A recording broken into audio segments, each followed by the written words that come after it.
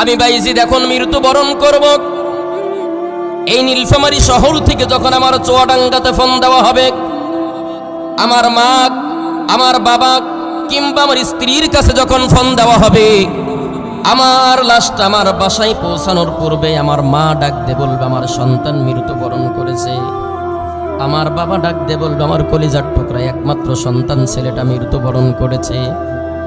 মসজিদের মাইক থেকে অ্যানাউন্স করা হবে, ঘোষণা করা হবে, কিছু মানুষকে ডাকা হবে, বাঁশ কাটতে শুরু করো, কবর খনন করার জন্য তোমরা প্রস্তুতি গ্রহণ করো। হজ করে ফিরলাম কিংবা উমরা করে ফিরলাম, ইহরামের কাপড়টা আমার মা চোখ মুছতে মুছতে ইহরামের কাপড়টা বাহির করে দিবে, আমার স্ত্রী ইহরামের কাপড়টা বাহির করে দিবে, এটা দিয়ে কাফন পরিয়ে তাকে কবরস্থ করা হবে। বিশ্বাস করেন প্রিয় ভাইয়ের আমার মা, আপনার মা, আমার বাবা, আপনার বাবা কিংবা আমাদের স্ত্রীগুলো একটা বারের জন্য বলবেন আগে লাশটা বাসায় ফিরে আসুক।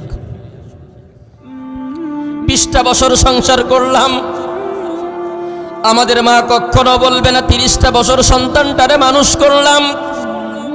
আমাদের বাবা বলবে না কলিজার টুকরা সন্তানটারে 30-35টা বছর খাওয়াইলাম, পড়াইলাম, উচ্চ শিক্ষায় শিক্ষিত করলাম, আমার কলিজার টুকরা সন্তান মৃত্যুবরণ করেছে, আগে লাশটা বাসায় ফিরে আসুক, তারপরে তোমরা কবর খনন করো, তারপরে তোমরা বাঁশের ঝাড় থেকে বাঁশ কাটা শুরু করো, এমন কথা কিন্তু বলবে না।